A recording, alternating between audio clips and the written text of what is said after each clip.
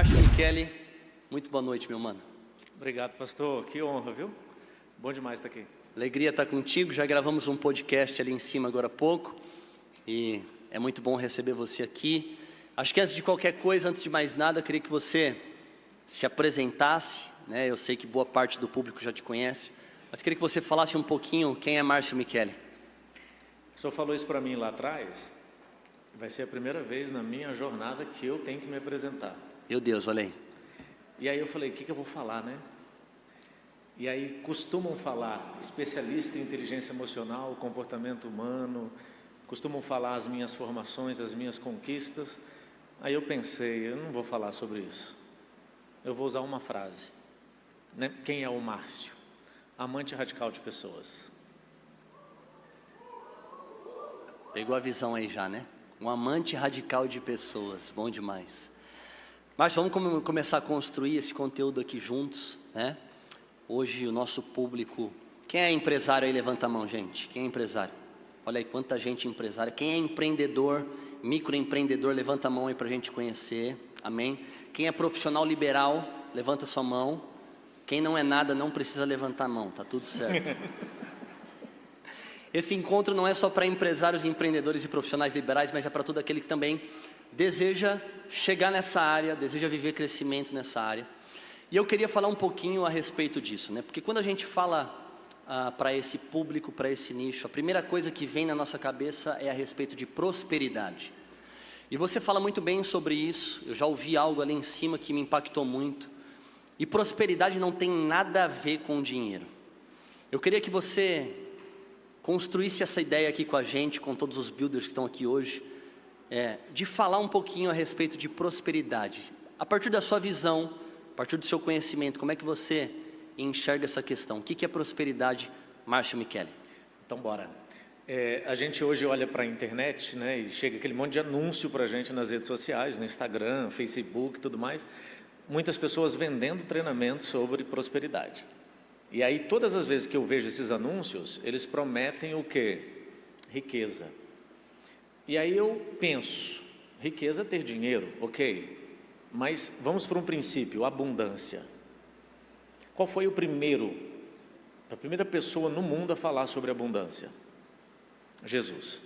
Jesus disse, eu vim para que tenham vida e vida em abundância. Então, se você participou de qualquer treinamento que falou de prosperidade e abundância, se ele não usou os princípios de Jesus, ele está usando algo dele, não é do autor do princípio abundância.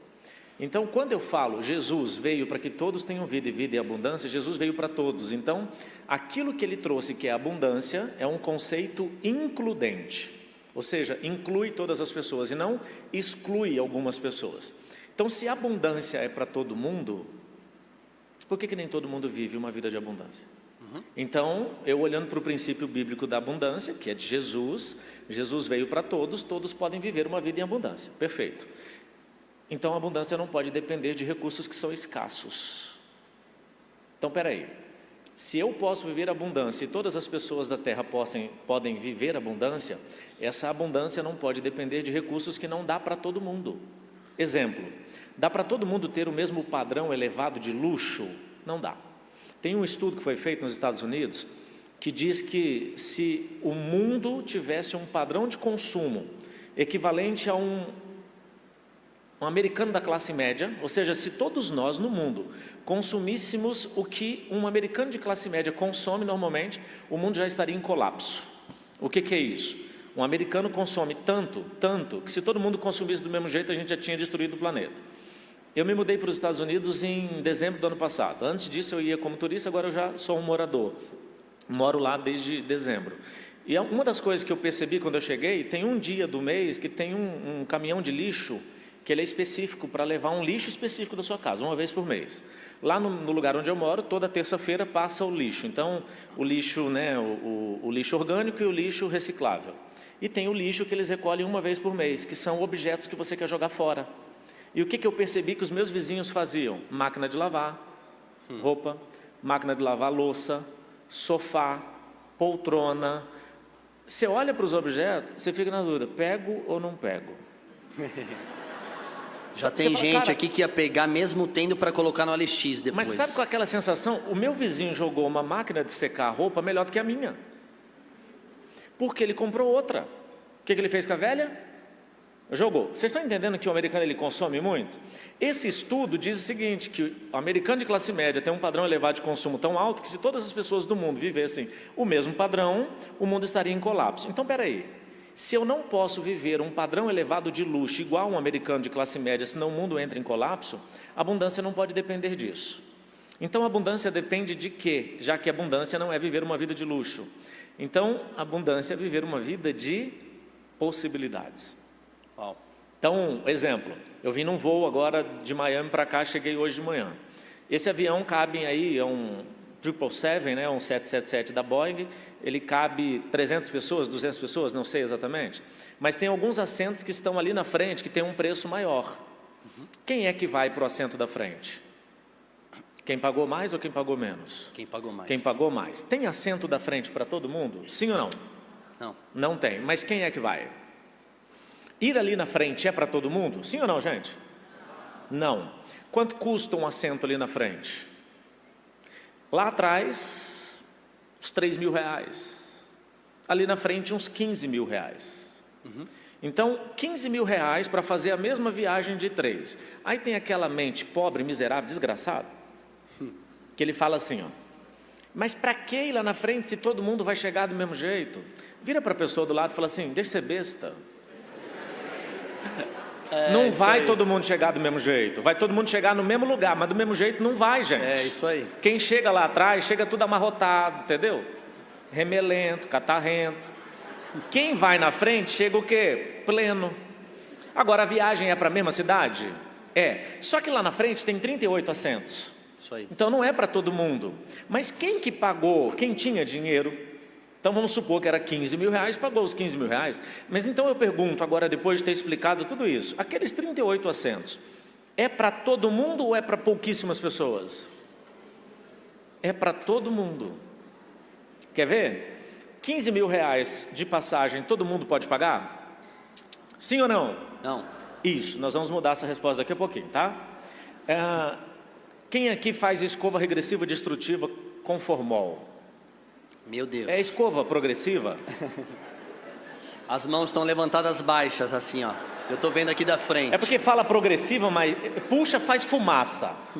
Você vai no salão, a mulherada puxa o cabelo e chega, faz fumaça. Aquilo ali não pode progredir, aquilo está regredindo, gente. Quanto custa uma escova progressiva? Pode falar. Tá baratinha essa daí. 250. 200 reais uma escova progressiva, tá de bom tamanho? Sim ou não, gente? Tem que fazer de quanto em quanto tempo? De 3 em 3? 4 vezes no ano? Vezes 200, deu quanto? 800 reais. Em um ano você já gastou 800 reais com a escova. Quantas vezes você comprou coisas no supermercado quando você estava com fome e comprou no modo sobrevivência, levou mais macarrão do que deveria e estragou?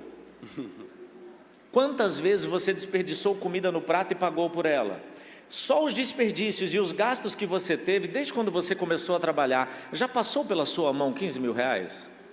Vira para a pessoa do lado e fala assim, você tinha dinheiro para ir na classe executiva. Você tinha. Não foi, não porque não tinha dinheiro. Não foi porque foi fazer o quê? Luzes no salão. É ou não é? Você gastou com a escova regressiva. Você gastou com aquele sabonete que não gostou e jogou fora. Com aquele leite condensado que você usou e o bolo estragou, você jogou fora. Se você pegar só os desperdícios. Então, dinheiro para ir na executiva você teve. Não foi porque não fez sentido. Você já botou 15 mil em outras coisas. Então, ir na classe executiva é para todo mundo? É, mas por que nem todo mundo vai? Porque isso não significa que é ser próspero. Isso significa que é viver uma vida de luxo. E luxo é uma escolha pessoal. Agora, ser próspero, não. Porque a abundância não é viver uma vida de luxo. A abundância é viver uma vida de possibilidades. A criança que você foi acreditava em tudo. Você assistia a Mulher Maravilha, achava que podia voar. Assistia Superman, botava a cueca por cima do moletom. Você é da época do Top Gun, o primeiro. Quem é da época do Top Gun, o primeiro? Pode levantar a mão, os ancestrais aí. Só o povo antigo, grupo de risco. A gente antiga, tem muita gente antiga aqui, Tem né? gente velha. Levanta a mão, não, Jesus lembra de você e leva, até que você está há muito tempo na terra. Baixa a mão. Aí, você assistia a um programa de um super-herói e acreditava que era. A criança que você foi, dava sentido para tudo. O adulto que você se tornou, talvez está apenas sobrevivendo. Você quer ver se você está sobrevivendo ou não? Discurso de pessoas que estão apenas sobrevivendo. Elas passam um mês usando algumas palavras, frases. Virou o cartão. Caiu o pagamento. Entrou o ticket. Vira para a pessoa do lado e fala assim, ó, ticket. Não, bota pobreza nessa fala, fala ticket. Pastor, desculpa ter que pedir para as pessoas falarem para a pessoa do lado. É porque eu sou cristão desde quando eu nasci. Eu tinha uma raiva quando o pastor falava, fala para a pessoa do lado. Chegou minha vez. Isso aí. Fala para a pessoa do lado, ticket. Conhece alguém que no dia do pagamento fala, amiga, caiu na sua conta? Na minha não caiu, aconteceu alguma coisa? Está sobrevivendo, gente. Ela passa 30 dias do mês para celebrar quantos? Ao invés de considerar 30 dias de possibilidades, ela tem um dia de ser feliz. Naquele dia ela pode almoçar num restaurante melhor. Aí liga para a família, amor, pode comprar, porque virou o cartão. Você está rindo porque você está se identificando. O que eu estou querendo dizer? Viver uma vida de prosperidade é viver uma vida de abundância. E abundância não é viver uma vida de luxo, é viver uma vida de possibilidades. Você vai realizar aquilo que você acredita que é possível. Só que a criança que você foi acreditava em tantas possibilidades, de lá para cá foi só o quê? Diminuindo. Se você vira para o seu filho e fala, filho, o que você quer ser quando crescer? E ele diz, eu quero ser palhaço. O que você fala para ele? Não, palhaço não dá. Palhaço não dá dinheiro. Conhece o Whindersson Nunes? Conhece? Palhaço. Ele vai para os eventos dele de avião. Você veio para esse evento de quê? Só uma pergunta. Você falou que palhaço não dá dinheiro. Você veio de avião? Isso aí. Vira para a pessoa do lado e fala assim, deixa ser besta. Deixa ser besta. Você está percebendo que a gente vai perdendo as possibilidades da vida porque a gente vai recebendo o quê? Sim. Nãos. Eu tenho um treinamento, pastor, sobre educação de filhos, né, porque eu sou especialista em inteligência emocional e também trabalho com a questão de educação de filhos.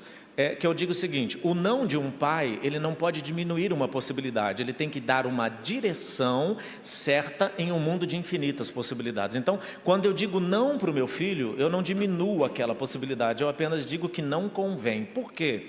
Liberdade não é escolher de todas as coisas aquilo que eu quero. Liberdade é escolher de todas as coisas aquilo que vai me fazer bem.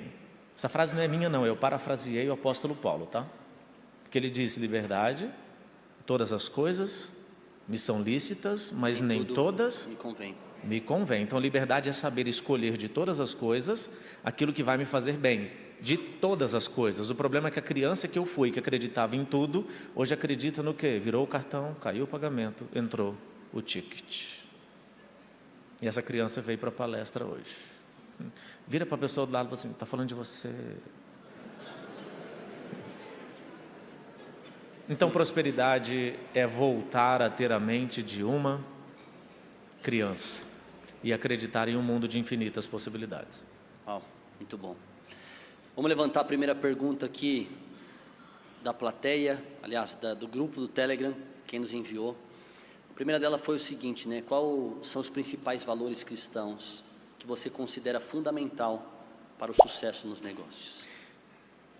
Prosperidade é a capacidade de criar resultados positivos no ambiente que eu estou, com os recursos que eu tenho, mas para isso eu preciso de sabedoria. Sabedoria é conhecer a verdade sobre mim, mas tem uma chave que ativa a prosperidade. E essa chave para mim é o maior valor de tudo. E é uma das coisas que eu quero ser lembrado quando eu morrer pelas pessoas que me conheceram. Se eu não for lembrado por isso, que é o maior valor que eu acredito que você tem que carregar, eu falhei na minha jornada. Generosidade. Se tem um valor que você tem que carregar naquilo que você faz hoje, onde você está fazendo, em qualquer lugar, seja você um empresário, seja você uma pessoa que trabalha para alguém, não importa. Generosidade. Só que tem um detalhe importante. Generosidade não tem nada a ver com o quanto você dá, mas com o quanto você está disposto a abrir mão. Quando você vai para a igreja e dá o dízimo, o que mostra que você é generoso não é o quanto você deu, é com o quanto que você ficou.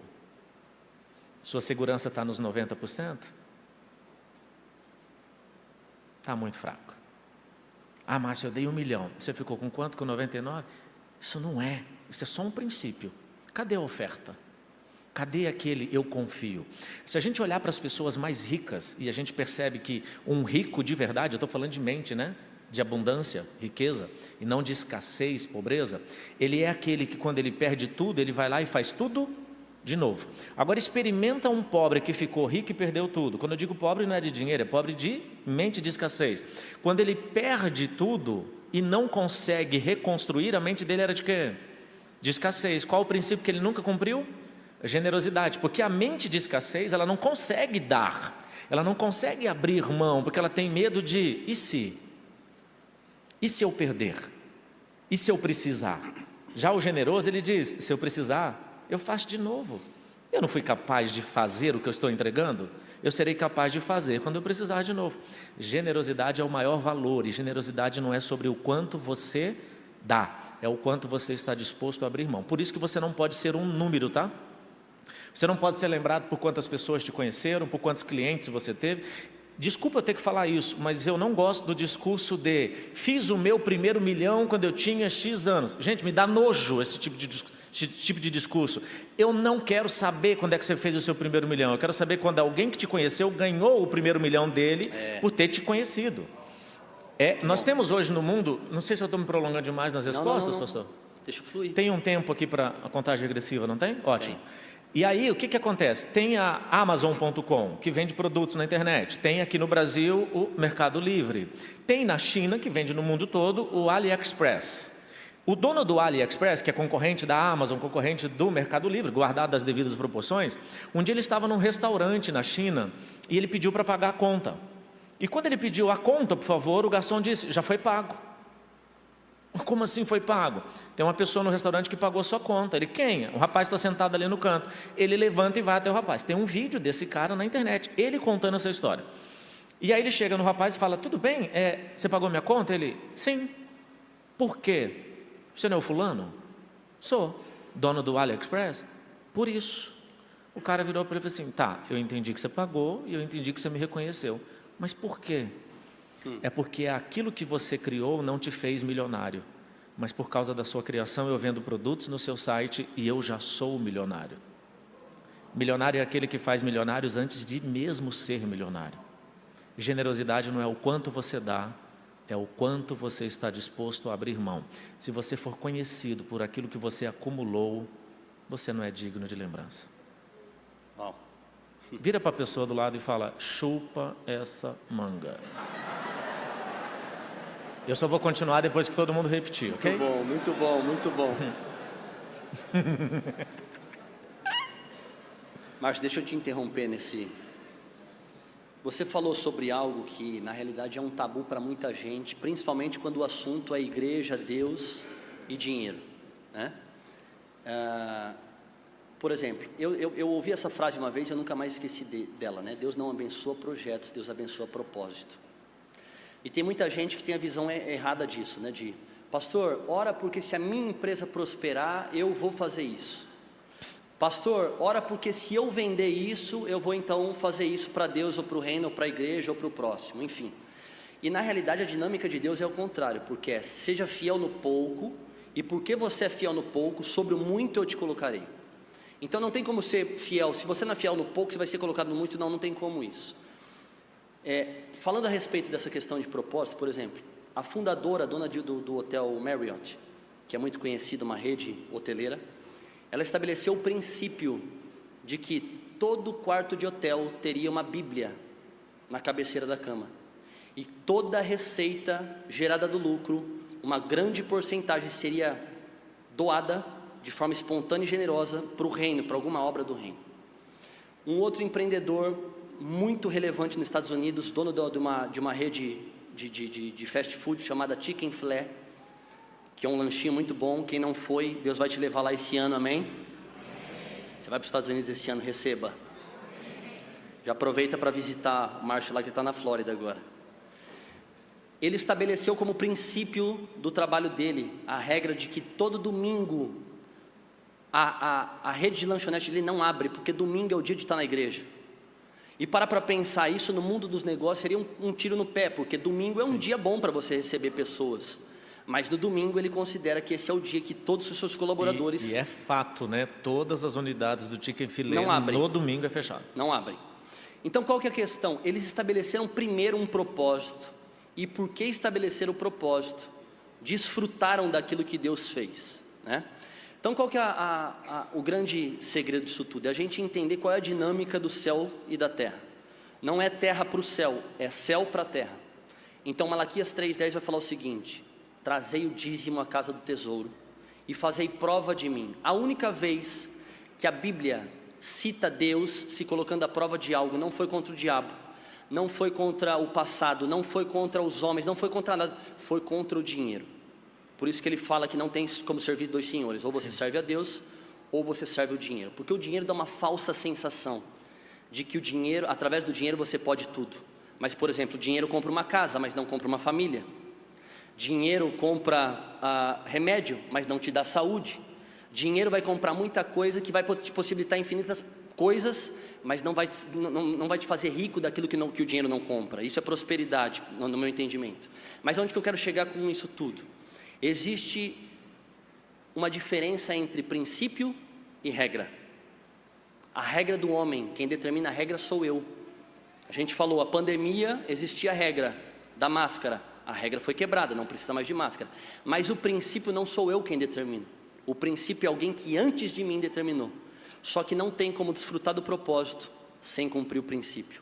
Como é que você entende essa diferença hoje? Falando dessa questão do dinheiro, a questão do dízimo, a questão do propósito, a diferença entre o princípio e a regra. Vou usar a história de Sadraque, Mesaque e Abidnego. Eram 3 meninos que acreditavam no Deus que nós acreditamos e eram governados por um rei chamado Nabucodonosor. Nabucodonosor não acredita no Deus que nós acreditamos, faz uma estátua lá e diz o seguinte: daqui para frente todo mundo tem que adorar esse Deus aqui que eu acho que é o meu Deus. Pronto. Esses 3 meninos, Sadraque, Mesaque e Abidnego, não adoraram. Aí Nabucodonosor chamou e diz: vem cá, a parada é o seguinte, vocês vão queimar na fornalha. Conhece a história? Se vocês não adorarem o meu Deus, vocês vão queimar.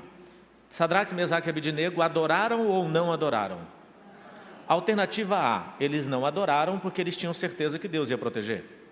Alternativa B, os bichinhos eram despirocados mesmo, doidinho. Qual a alternativa correta? Nenhuma das duas. Eles não sabiam o que Deus ia fazer. A passagem bíblica diz que eles viram para Nabucodonosor e diz assim: o rei, a parada é o seguinte: se o nosso Deus quiser nos livrar da fornalha, e Ele pode, Ele nos livrará, mas se Ele não nos livrar, nós sabemos que não vamos adorar o seu Deus. Espera aí. Se eu tenho certeza que Deus vai me livrar, eu digo, não vou adorar. Por quê? Não vou. Por quê? Porque Deus vai me livrar. O que eles disseram? Se Ele me livrar, Ele me livrou. Se Ele não me livrar, eu sei o que eu tenho que fazer. Eles não fizeram o que o rei pediu, não porque eles tinham certeza do que Deus ia fazer, mas eles tinham certeza do que eles precisavam viver. Com base nesse texto, a frase que eu uso para te responder sobre o que o pastor perguntou é: não vá na dúvida do que pode acontecer, mas na certeza do princípio que precisa ser vivido por você. Então, sobre dinheiro, não relativiza o princípio do dízimo. Não relativiza o princípio da oferta. E pelo amor de Deus, para de seguir gente na internet que relativiza isso. Não precisa dar dízimo, não precisa dar oferta, não precisa trazer para a igreja. Para de seguir esse povo. Eu tenho 47 anos de vida e dou dízimo desde os 14, quando eu comecei a trabalhar com carteira registrada. Com 5 anos eu fui para a roça catar algodão com meu pai. Eu nasci numa cidade chamada Lupionópolis, no Paraná. Morei numa casa com piso de terra. Morei numa casa com piso de vermelhão. Morei numa casa que não tinha banheiro, tinha privada. Eu sei do que eu estou falando e eu sei de onde eu vim. E eu cumpro esse princípio de dízimo e oferta desde criança. E sempre deu certo. Não relativize isso. Mas e se eu der o dinheiro eu vou ficar sem? Não vá na dúvida do que vai acontecer. mas na certeza do princípio que precisa ser vivido por você. Porque quando você cumpre princípios, Deus cumpre promessas. Simples assim. Muito bom. Você deveria ter dado uma salva de palmas por essa. Eu duvido. Devia ter pedido envelope para dar o dízimo já. Na verdade é oferta, que dízimo você dá domingo, ou você dá oferta. Isso aí. Cumpre o princípio. Boa. Essa aqui é muito boa e... Vamos por ela, vai. Quais são as características ou habilidades que você considera essenciais para um empreendedor cristão se destacar e causar impacto em sua área de atuação? Amar incondicionalmente as pessoas. Tudo que a gente faz na vida é sobre pessoas, tudo. Não tem um negócio que não seja sobre pessoas. Aí quando eu falo isso, a pessoa fala, opa, o meu não. Eu trabalho com TI e eu desenvolvo sistemas. Então eu não trabalho com pessoas. Mas quem que vai usar o seu sistema? Quem que precisa se sentir suprido com o seu sistema? São pessoas. Se você faz o que faz, olhando para quem será servido por você, amando incondicionalmente essa pessoa, seu produto vai ser extremamente poderoso. Mas se você fizer com base naquilo que você precisa pagar, nas contas que você está devendo, no boleto que já passou, nas dívidas, nas necessidades, vai suprir uma necessidade de quem? Sua. Então nunca vai ser tão poderoso. Você tem que abrir mão de você e pensar no próximo e fazer com foco nas pessoas. Para isso você precisa amar incondicionalmente as pessoas, mas só é capaz se você tiver seu passado resolvido, senão você não vai amar.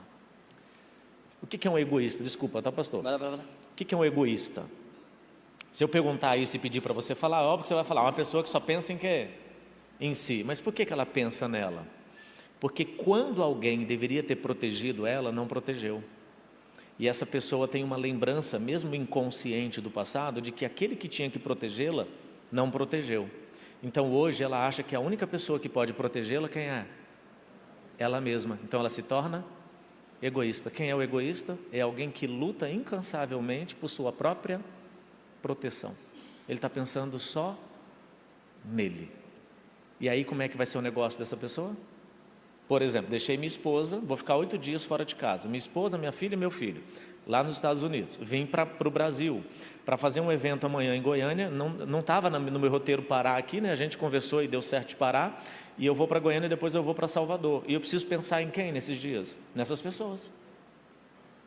Eu falo para minha família, quando eu estou lá, eu não quero estar com vocês. Quando eu estou com vocês, eu não quero estar lá. E quando eu estou sozinho, eu quero estar sozinho. Eu também preciso pensar em mim em alguns momentos. Mas quando eu estiver com as pessoas, fazendo profissionalmente o que eu nasci para fazer, eu preciso amá-la incondicionalmente. E se ela chora, aquilo que ela chora tem que mexer comigo. Aquilo que faz você chorar, faz você também prosperar. Aquilo que mexe com você, aquilo que ativa dentro de você. Muito bom. Existe uma pesquisa que fala o seguinte, Márcio: apenas 1% da população mundial vai conseguir pregar a mensagem do Evangelho com o microfone na mão. 1% vai viver o seu chamado dentro da igreja e 99% vai viver o seu chamado fora da igreja. Então eu acredito que existem dentistas por profissão, mas evangelistas por vocação. O Evangelho sendo pregado dentro de um consultório. Advogados por profissão, mas mestres por vocação. E assim por diante, né? Agora, qual que é o desafio disso tudo? A gente entender que a minha casa, ela é a expressão da minha igreja. E a minha empresa, ou o meu ambiente de trabalho, é a expressão da minha fé. O grande desafio é a gente entender que, como empresários e empreendedores, Deus não nos colocou em um ambiente como um termômetro, mas como um termostato. Qual a diferença de um para o outro? O termômetro, quando ele é colocado, inserido no ambiente, ele se adapta à temperatura local. Mas um termostato, onde ele é inserido no ambiente, o ambiente adere à temperatura dele. E aí entra uma grande diferença entre um e o outro, porque na realidade está cheio de cristão que está dentro da empresa, mas ninguém sabe que é cristão. E a ideia é que dentro da empresa a gente valorize a cultura, os princípios e os valores, né, da nossa fé cristã. Agora, qual que é o desafio? Na nossa cultura, tudo aquilo que a gente permite, a gente também promove. Como é que você lida, eu acho que dentro de todas as áreas do empreendedorismo, vendas, marketing, entre todas que a gente poderia citar aqui, o grande desafio está na matéria humana, que se chama pessoas. como que você lida e qual o conselho que você dá para a gente nesse aspecto de pessoas que não estão no mesmo nível de fé ou pessoas que não estão no mesmo princípio, no mesmo valor? Você precisa alinhar tudo isso. Se você tem alguém no seu time que não está no mesmo nível de conexão com o Espírito que você, ele pode diminuir o seu nível de conexão. A Bíblia diz, as más companhias corrompem os bons costumes. Mas espera aí, as más companhias corrompem até pessoas que já têm bons costumes. A Bíblia não está dizendo que vai corromper as pessoas fracas emocionalmente. Está dizendo até as pessoas que já são o quê? Convictas. Então, eu convicto com Deus, estou dentro de uma empresa onde eu não implanto o DNA de Deus dentro daquela empresa, acaba que aquele ambiente vai me contaminar e me distanciar de Deus. Aí esses dias eu tive uma reunião com o pessoal do meu comercial.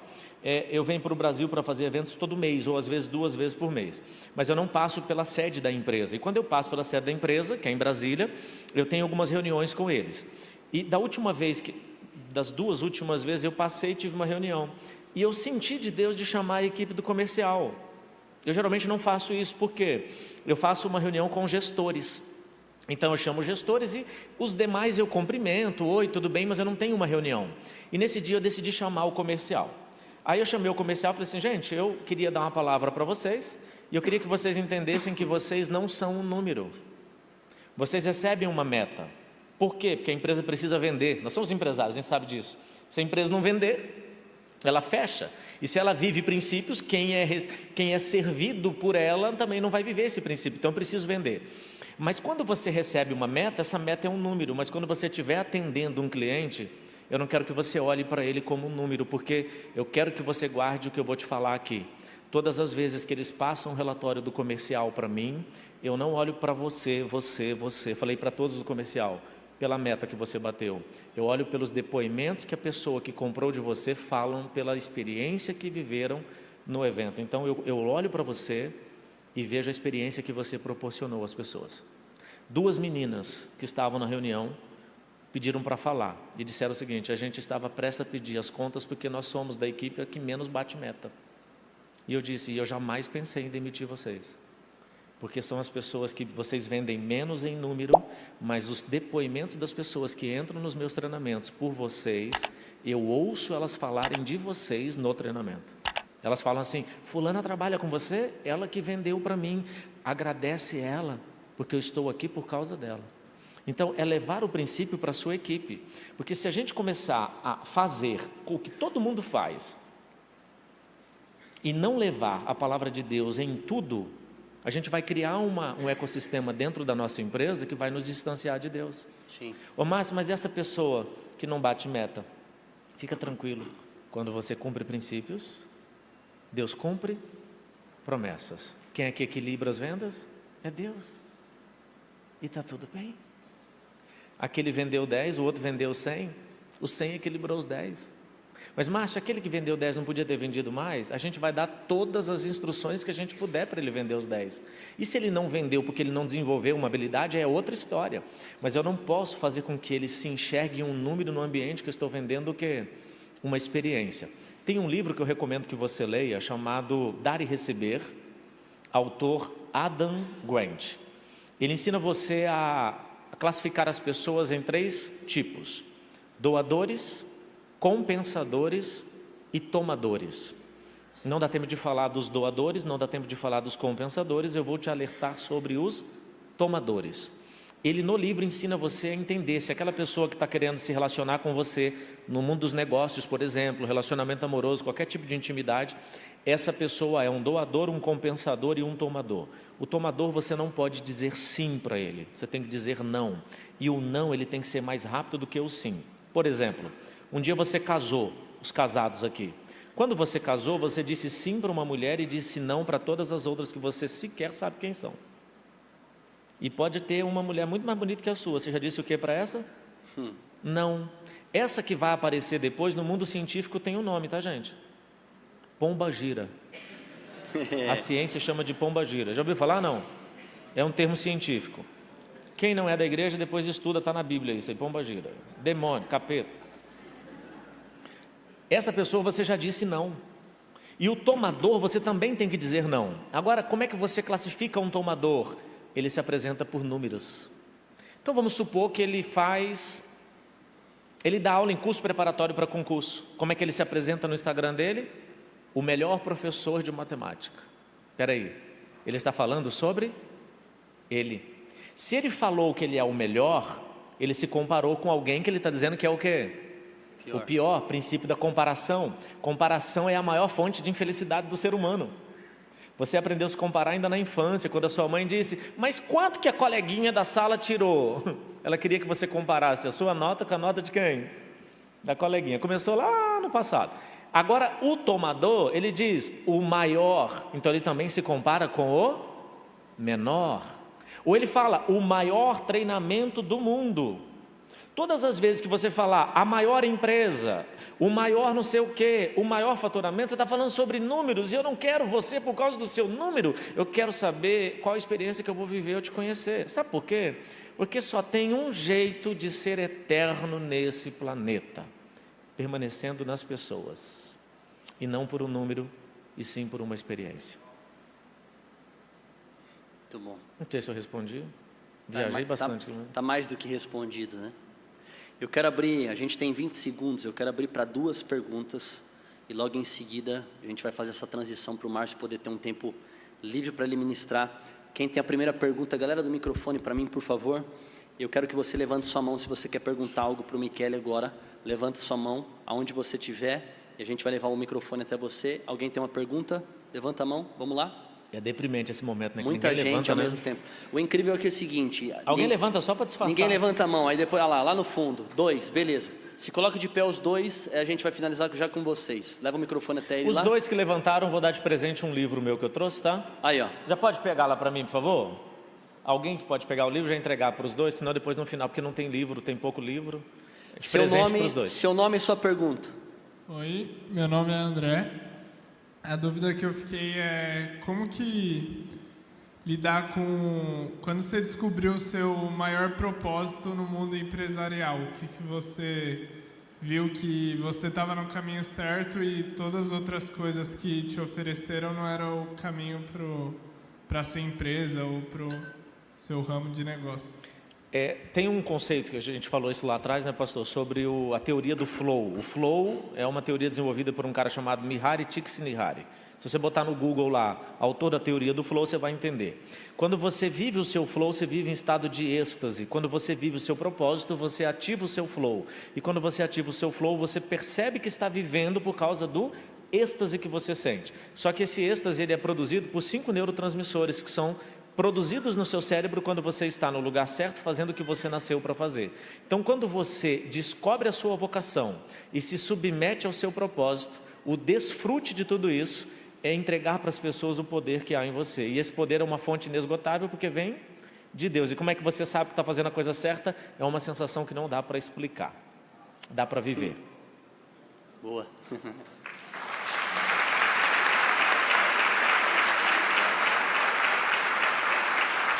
Seu nome e sua pergunta, vamos lá. Meu nome é Raiz, Deus abençoe por essa oportunidade. Obrigado, Márcio, obrigado pelo livro. Eu sou bombeiro militar e estou indo para a inatividade agora. Eu tenho um projeto que agora doeu um pouco o meu coração, me senti até cobrado por Deus, que é ensinar pessoas como salvar vidas, principalmente crianças, né? Já que no Brasil, de 0 a 9 anos, é o que mais mata engasgamento. Essa semana um amigo me compartilhou mais uma notícia, uma bebezinha que faleceu. E aí tem possibilidades de produtos digitais, mas eu diria que eu ainda tenho um bloqueio de escassez pesado. Possibilidades de gravar. O que você sugere, por favor, Márcio, para que nessa educação continuada que eu inicie esse desbloqueio de escassez, para de fato eu ajudar a ensinar pessoas como salvar vidas e diminuir esse índice absurdo de mortes. O que está te impedindo hoje, você falou? Você chamou de bloqueio. Bloqueio de escassez. Mas o que seria isso? Só me explica melhor. Eu descobri recentemente que talvez seja medo, né? Alguma coisa ligada ao meu pai, que ainda está vivo, que era extremamente bravo, opressor, violento, tudo, e parece que é como se meu pai ainda fosse me fiscalizar, ainda fosse, provavelmente... E eu amo meu pai, tá, gente? Ele está aí, graças a Deus, em Itaquera, São Paulo. Trabalhei, meu perdão. Mas é como se meu subconsciente entendesse que o tempo todo ele fosse fiscalizar qualquer projeto meu, e aí ele provavelmente fosse condenar por defeitos e provavelmente até punir. Eu sei que parece besteira, mas eu tenho consciência, mas nas ações eu fico me auto-sabotando, com um monte de desculpas bestas. Tá. Foi proposital você ter feito essa pergunta, acho que Deus que levantou você para perguntar. O livro que você acabou de receber, ele conduz você a uma experiência nos primeiros capítulos para o seu passado, e quando você estiver lendo os capítulos do livro, o seu cérebro vai trazer a lembrança o que do seu passado precisa ser ressignificado. No capítulo 9 do livro eu ensino como ressignificar, e não precisa necessariamente ser com seu pai, você vai descobrir com quem. Quando você ressignificar o evento certo do passado, você reprograma sua mente e esse bloqueio cai.